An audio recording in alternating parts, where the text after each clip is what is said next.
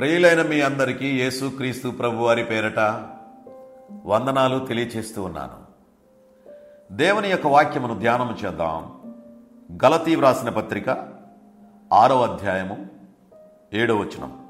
మోసపోకుడి, దేవుడు విక్కిరింపబడడు, మనుష్యుడు ఏమి విత్తనో ఆ పంటనే కోయను.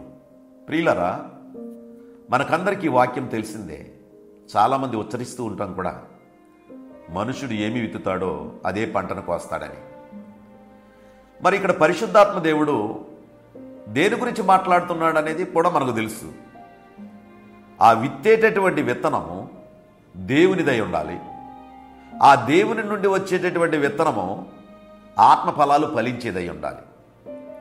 అంతేకాదు, మనం అనుకుంటూ ఉంటాం కొన్ని విషయాలలో దేవుని ఏదో దేవుడు చూడడం లేదులే, దేవుడు ఇవన్నీ ఎక్కడ అడుగుతాడులే అని అనుకుంటున్నాం. అలా అనుకుంటూ మోసపోతున్నాం. అందుకే మోసపోకుడి, దేవుడు వెక్కిరింపబడడు. అవమానాలు పడేది, శిక్ష పడేది నువ్వే తప్ప దేవుడు మాత్రం కాదు. ఎందుకంటే ఆయన మనల్ని అందరినీ కూడా పరిశుద్ధులుగా ఉండమని కోరుతున్నాడు, మంచి ఫలాలు ఫలించమని కోరుతూ ఉన్నాడు. కాబట్టి మోసపోకండి, దేవుడు వెక్కిరింపబడు, మనుషుడు ఏమి విత్తుతాడో అదే పంట. మనము ప్రభువును నమ్ముకొని వచ్చాము. అందు గురించి ఇప్పుడేమిటి? ఆత్మఫలాలు ఫలించాలి. ఆత్మఫలాలు ఫలించాలి.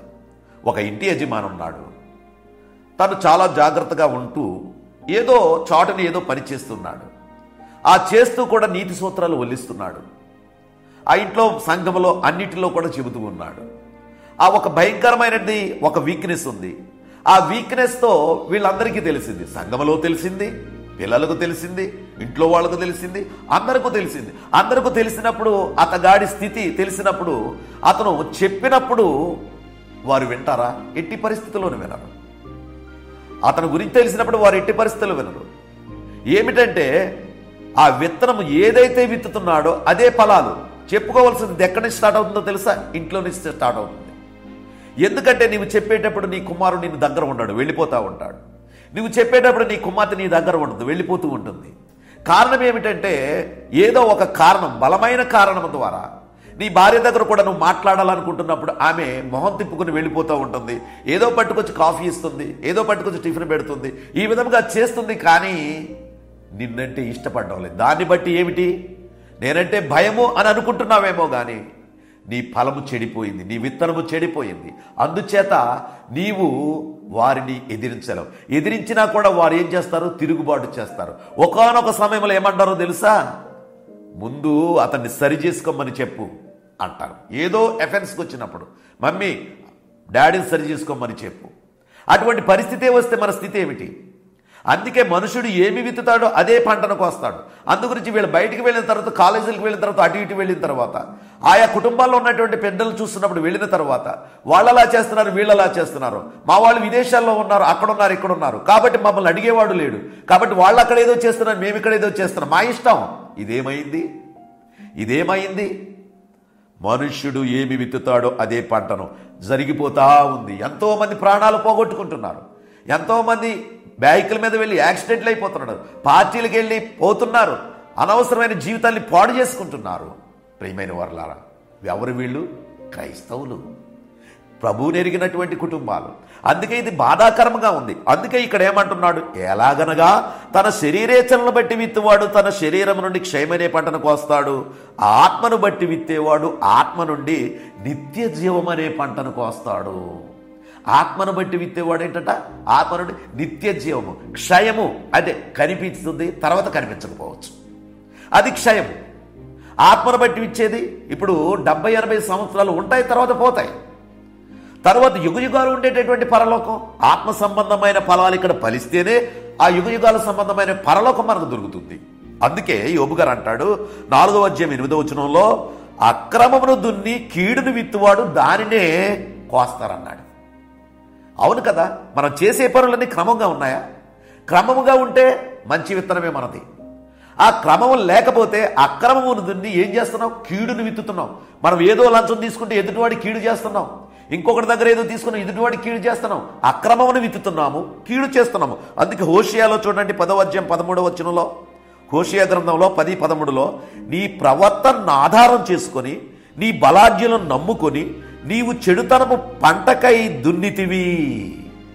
చూసారా, ఇక్కడ ఎంత బాగా చెబుతున్నావు. నీ ప్రవర్తన చేసుకొని, ఆధారం చేసుకొని, నీ బలాఢ్యులను నమ్ముకొని నీవు చెడుతనపు పంటకై దున్నుతున్నావు కనుక మీ పాపమనే కోత కోసి ఉన్నారు, అబద్ధమునకు ఫలము పొంది ఉన్నారు. అంటే ఇదంతా ఏమిటి రిజల్ట్? అబద్ధము, పాపము, అక్రమము ఇవన్నీ కలిపి ఉన్నాయి మన జీవితంలో. అంటే మనం సంపాదించే సంపాదనలో అప్పుడు మనం ఎటువంటి ఫలాలు ఫలిస్తాం? అందుకే ఒక్కొక్కసారి ఒక్కొక్క బ్రదర్స్ అంటూ ఉంటారు, అంత అన్నీ ఎక్కడ చేయగలం బ్రదర్, వదిలేయండి అంటూ ఉంటారు. అయితే ఏదైనా తక్కువగా ఉంటే, ఏదైనా ఉంటే, మనం ఏదైనా మార్కెట్లోకి వెళ్తే అది బాగోపోతే కొనుక్కోవటానికి ఇష్టపడతామా? అయితే మనలో పరిశుద్ధులం కాకపోతే, లోపాలతో ఉంటే ప్రభువు వచ్చేయండి ఏం పర్వాలేదు, దానికి ఏం పర్వాలేదులే అని అంటాడా? ఎంత మాత్రం అనడు, ఎంత మాత్రం అనడు. కాబట్టి ప్రియమైన వర్లరా జాగ్రత్త. రోమపత్రిక చూడండి 6వ అధ్యాయం 19వ వచనంలో మీ శరీర బలహీనతను బట్టి మనుషు రీతిగా మాట్లాడుతున్నాను అంటున్నాడు పౌలు గారు.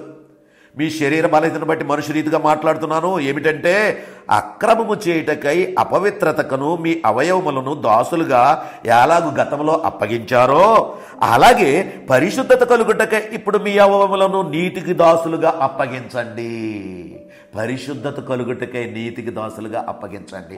యేసు క్రీస్తు ప్రభుని ఎరగక ముందు పాపపు జీవితం, యేసు క్రీస్తు ప్రభుని ఎరిగిన తరువాత పరిశుద్ధ జీవితం.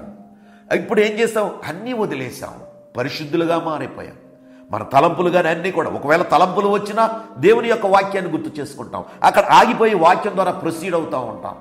ఎంతోమంది తమ్ముళ్ళు కూడా అంటుంటారు, రాత్రులు నిద్ర పట్టలేదన్న ఏవో తలంపులు వస్తున్నాయని ఫోన్ చేస్తూ ఉంటారు. వాళ్ళందరికీ నేను చెప్పేది ఏమిటంటే, నువ్వు వెంటనే బైబిల్ ఓపెన్ చేయి, మంచి మంచి వాక్యాలు చదువు, నువ్వు ఆత్మ సంబంధంగా. అప్పుడు నీవు విత్తనం ఏమవుతుంది? మంచి విత్తనము. అప్పుడు దాన్ని బట్టి నీ ఫలాలు, మంచి ఫలాలు ఫలిస్తావు. లేకపోతే ఈరోజు ఆ చెడు ఫలాలతో నువ్వు వెళితే నీ జీవితం అంతా కూడా ఈ ఫలాలను బట్టే నీవేదైతే విత్తావో, నీవు అక్రమం విత్తావా, అన్యాయం విత్తావా, వ్యభిచారం విత్తావా, జారత్వం విత్తావా, లేకపోతే ఎదుటివారిని క్షమించలేని విధంగా, నిందించే దోషణ చేసేట విధంగా అటువంటి విత్తనం ఉందా? అయితే నీ జీవితాంతం కూడా అలాగే కొనసాగుతుంది. ఎందుకో తెలుసా? వాటి నుంచి కొట్టుకుంటూ ఉంటావు, క్రైస్తవుడిగా ఉంటావు, వాటి నుంచి బయటపడలేవు. ఇదే అవి వెంటాడుతూ ఉంటాయి. కాబట్టి చాలా జాగ్రత్త. మనుషుడు ఏమి విత్తుతాడో అదే పంటను కోస్తాడు. ఒక్కసారి చూడండి యోహాను సువార్త 4వ అధ్యాయం 36వ వచనంలో, విత్తువాడును కోయువాడును కూడా సంతోషించినట్లు కోయివాడు జీతము పుచ్చుకొని నిత్య జీవార్థమైన ఫలము సమకూర్చుకొనుతున్నాడు. దేవునికి స్తోత్రం. చూడండి, విత్తువాడు కోయివాడు కూడా సంతోషించినట్లు కోయివాడు జీతము పుచ్చుకొని నిత్య జీవార్థమైన ఫలము సమకూర్చుకుంటున్నాం. మనం అందరము కూడా ఇప్పుడు ఏం తీసుకుంటున్నాం? ప్రభువును సంతోష పెట్టడానికి నిత్య జీవార్థమైన ఫలాలు తీసుకుంటున్నాం, నిత్య జీవార్థమైన ఫలాలు తీస్తున్నాం. పై వచనంలో చూడండి, పరిశుద్ధత కలుగుటకై ఇప్పుడు మన అవయవములను నీతికి దాసులుగా అప్పగించామన్నాడు. రోమాపత్రిక 6వ అధ్యాయం 19వ వచనంలో పరిశుద్ధత పొందటానికి ఇప్పుడు ఏం చేస్తాం? మనం నీతికి దాసులుగా. అంటే ఇప్పుడు మనమేంటి? ఇక్కడ ఉన్న వాక్య ప్రకారముగా మనము మంచి విత్తనము విత్తి మంచి ఫలాలు ఫలించి 10 మందికి కూడా ఆత్మ సంబంధమైనటువంటి విధంగా బలపరిచి మనం ప్రభువులో ఎదిగే వాళ్ళంగా ఉన్నాం. దాన్ని బట్టి ఆత్మ సంబంధంగా, సంతోషంగా, ఆత్మ సంబంధమైన బిడ్డలు మనతో కలిసి సహవాసం చేయడానికి వీలుగా ఉంటుంది. అట్టి రీతిగా మనం సిద్ధపడి ముందుకు వెళదాం. దేవుడు మిమ్మల్ని దీవించునుగాక. ప్రార్థన చేసుకుందాం. ప్రేమగల తండ్రి, కృపగలిగిన ప్రభువా, మీ ఘనమైన నామానికి స్తోత్రాలు. ఇదిగో ప్రభువా, మీ బిడ్డలకు నీ యొక్క వాక్యం అందించి ఉన్నాను.